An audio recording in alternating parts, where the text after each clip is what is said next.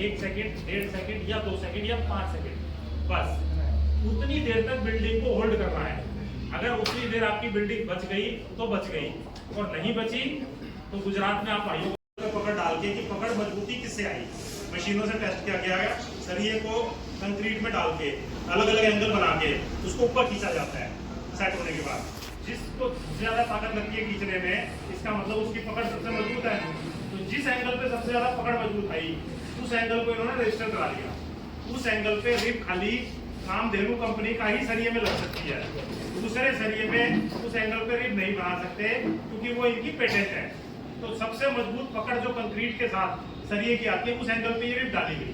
ये बात आपको किसी भी मीटिंग में, आपने सरिये वाली बहुत मीटिंग अटेंड की होंगी, कहीं भी कोई नहीं बताएगा क्योंकि उनका एंगल वो नहीं है। पकड़ रिब का एंगल वो है, इसमें रिब आपको सबसे अनोखी सबसे अलग मिलेगी। बाकियों में या तो सीधी सीधी या किसी में क्रॉस मिलेगी। वो क्रॉस रिब तो सबसे बेकार है। क्रॉस का मतलब काटा, काटे का मतलब क्या होता है नील। उसमें सबसे कम पकड़ होती है, देखने में सुंदर लगता है लेकिन पकड़ सबसे कमजोर है। तो वो पकड़, पहलवान का नाम लेते भाई में जोश आ गया, तो इसलिए वो पकड़ सबसे ज्यादा जरूरी है। वो पकड़ ऐसे ही नहीं कहीं भी 2 लाइनें लगा दी, बहुत स्टडी करके एक एक चीज को देखते हुए कि किसमें पकड़ आती है, कई साल के अनुसंधान के बाद ये पकड़ बताई गई है ताकि इसमें काम हो।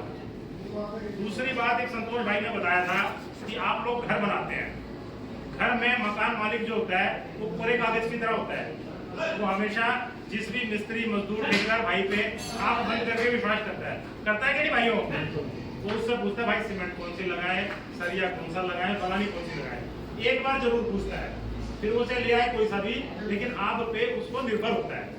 एक अंधविश्वास होता है कि ये भाई को मैंने अपनी बिल्डिंग सौंपी है, 50 लाख 30 लाख 1 करोड़ 2 करोड़ के मकान है आजकल जो बना रहा है, ये भाई के हाथ में सौंपा है मैंने, तो इस भाई पे एक विश्वास है। उस विश्वास को हमें कायम करना होता है। आपने एक बहुत पुरानी कहावत सुनी होगी, काम घी का नाम बहू का, सुना है ना? बहू खिचड़ी बनाती थी, उसमें घी डालती है, घी डालती है तो स्वाद चोखा आता है, तो लोग कहता है ना बहू ने बहुत स्वाद खाना बनाया भाई। तो कभी ये नहीं कहता घी बहुत बढ़िया डाला था, कहता बहू ने बहुत सुंदर खाना बनाया। तो काम तो किया घी ने, और नाम किसका हुआ? बहू का। तो ऐसे जब आप सरिया लगाते हो, तो सरिया जब आप लगाते हो, अगर उसको आपने बढ़िया सरिया लगवा दिया, उसकी बिल्डिंग जो है लंबी चलेगी। वो क्या कहेगा, यार फलाने रामफल मिस्त्री से बनवाई थी, बिल्डिंग बहुत बढ़िया, मजा आ गया भाई, मिस्त्री यही लगाई हो, कहेगा कि नहीं कहेगा? तो काम किया, सामान लाया था इसी से लिए भाई, ये नहीं कमा। तो ऐसा ही होता है जी।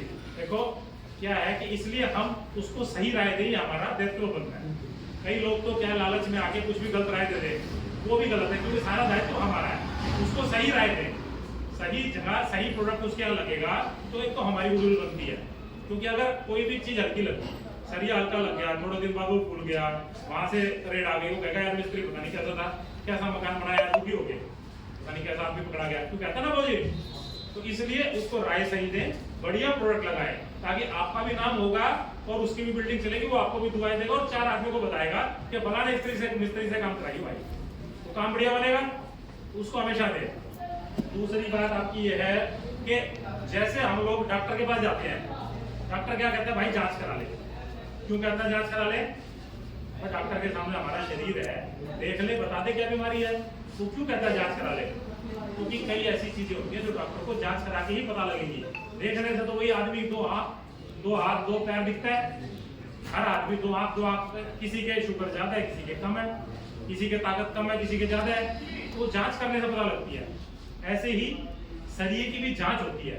देखने में तो सारे सरिये बराबर है, काले रंग के हैं, सारे बराबर है, लेकिन जब इसकी जांच होती है तो इसमें पता लगता है कि इसमें कितनी कार्बन है, कितनी अशुद्धियां हैं, कितनी और आइटम है।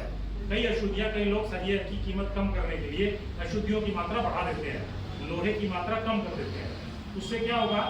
उससे उसकी कीमत में उनको मुनाफा मिलता है। भाई मिट्टी बढ़ा दी, कोयला बढ़ा दिया इसके अंदर, तो उसकी कीमत कम हो गई, बिकेगा उसी रेट में, तो उसका तो कोई फर्क नहीं पड़ा, देखने में तो एक जैसा दिख रहा है। लेकिन जब उसको लैब में टेस्ट करेंगे तो लैब साफ बता देगी कि इतना % कार्बन है, इतना कोयला है, इसमें मिट्टी है, इतना लोहा है, तो साफ स्पष्ट बता देगी। तो ये लैब से टेस्ट होके निकलता है। बहुत सारी कंपनियों में लैब है ही नहीं, लैब में टेस्ट ही नहीं होता। सरिया बनाया, जैसा मर्जी बना, बेचा, 2 पैसे जेब में डाले, जयराम। लेकिन कि इनके पास हर गाड़ी के साथ लैब की टेस्ट रिपोर्ट आती है। हाँ, उन सब की कंपनियों की आप जिस भी ग्राहक के पास जाते हो, दुकानदार के पास जाते हो, आपको से बोलिए टेस्ट लैब दे, टेस्ट सर्टिफिकेट, आधे दुकानदार आपको टेस्ट सर्टिफिकेट दे ही नहीं पाएंगे क्योंकि वहाँ टेस्ट होता ही नहीं। यहाँ इनके पास हर गाड़ी के साथ टेस्ट सर्टिफिकेट आता है, बिना मांगे आता है। टेस्ट सर्टिफिकेट आपको तुरंत दिखा देंगे क्योंकि गाड़ी के साथ टेस्ट होकर माल आ रहा है, बिना टेस्ट होकर माल कंपनी से निकलना अलाउड ही नहीं है। जो भी माल निकलेगा टेस्ट होकर निकलेगा, ताकि आप लोगों का टेस्ट सर्टिफिकेट मांगे तो आप उस तरीके से लेकर दिखा सकते। बहुत बढ़िया बात बताई। तो ये आप सर्टिफिकेट लो उनसे और दिखाओ। ग्राहक को इतनी बात बताओ, ग्राहक को नहीं पता, वो आप पे डिपेंड है, वो आप पे डिपेंड है, तो उसको आप वो दिखाओ ताकि वो हो, उसको मजबूती मिले। अच्छा, एक मकान में एक आदमी की 5 पुश्तें रहती हैं, वो रहता है, उसके पिताजी रहते हैं, उसका बच्चा रहेगा और उसके आगे पीढ़ियां रहेंगी। मकान की उम्र 70, 80, 90 साल होती है, होनी चाहिए जिस हिसाब से आज की कीमत है।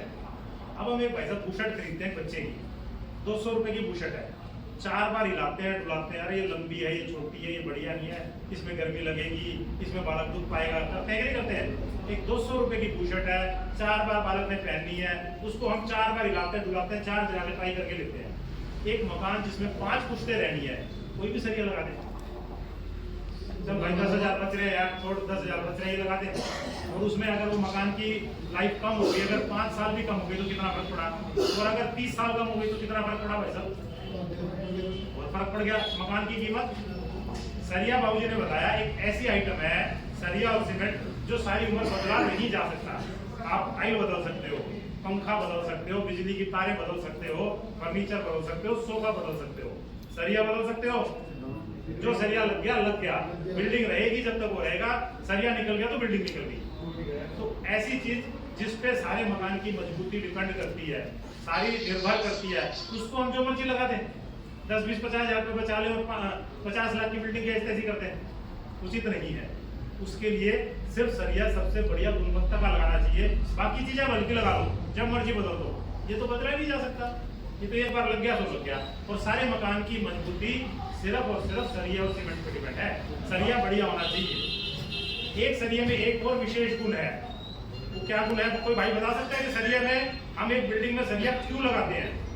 आप सब बहुत गुणी व्यक्ति बैठे हैं, सरिया कोई कोशिश करो, कोई ऐसी बात नहीं, एक बिल्डिंग में सरिया क्यों लगाया जाता है? मजबूती के लिए, बिल्कुल सही बात है। और कोई कारण? बिल्कुल बिल्कुल बिल्कुल, बाबूजी ने सही बताया। तो सरिया लगाने का जो मुख्य कारण है, सरिया मात्र एक ऐसी आइटम है जो बिल्डिंग को लचक प्रदान करती है। बाकी सारी आइटम, सीमेंट है, उसमें कोई लचक नहीं होती, किसी भी चीज में कोई लचक नहीं होती। मात्र एक सरिया है जिसमें लचक यानी फ्लेक्सिबिलिटी होती है। बिल्डिंग क्या है, हमेशा थोड़ी थोड़ी हिलती रहती है, जिसका कि हमें आपको नहीं पता लगता, चाहे वो भूकंप आने से हिले, रोड पे ट्रक जाने से हिले, या किसी भी नेचुरल कारण से हिले, एक बिल्डिंग हमेशा हिलती रहती है। सरिया ही मात्र एक ऐसी आइटम है जो अगर बिल्डिंग हिली तो वापस उसको अपनी जगह पे ले आता है। सीमेंट अगर एक बार चेंज हो गई तो वैसी ही हो जाएगी, दोबारा अपनी जगह पे नहीं आएगी। सरिया बिल्डिंग को वापस अपनी जगह पे ले आता है, इसीलिए इसको लगाया जाता है। नहीं तो बिना, पुरानी बिल्डिंग के लोगों ने देखी होगी, बिना सरिये के बनी हुई है, काफी साल चली हुई, लेकिन उसमें लचक नहीं है। अगर वो गिर गई तो वो गिरेगी ही गिरेगी, वो रुकेगी नहीं। सरिया मात्र उसको लचक देता है। तो सरिये की जो लचक है उस पर भी बहुत ज्यादा अनुसंधान होता है कि लचक कितनी है एक सरिये की। लैब में सरिये की लचक को नापा जाता है कि इस सरिये को मोड़ने तोड़ने से ये टूटता तो नहीं, जो सरिया टूट जाएगा इसका मतलब वो हल्का है। किस लेवल पे आके सरिया टूटता है ये लैब में टेस्ट होता है कि कौन सा सरिया कितनी लचक को सहन कर सकता है। एक भूकंप कितनी देर आता है भाइयों? सेकंड आता है, 5-7 सेकंड या उससे भी कम, 1 सेकंड या 2 सेकंड के बीच में। अगर 10 मिनट कोई भूकंप आ जाए तो कितनी भी बढ़िया बिल्डिंग बना लेना, वही सरिया लगा लेना, वो गिर जाएगी। लेकिन भूकंप अनुमान आता है 1 सेकंड, 1.5 सेकंड या 2 सेकंड या 5 सेकंड, बस उतनी देर तक बिल्डिंग को होल्ड करना है। अगर उतनी देर आपकी बिल्डिंग बच गई तो बच गई, और नहीं बची तो गुजरात में आप भाइयों को पता भूकंप आया था, मुझमें 30,000-50,000 आदमी मर गया था, क्योंकि वहां कच्चे मकान थे।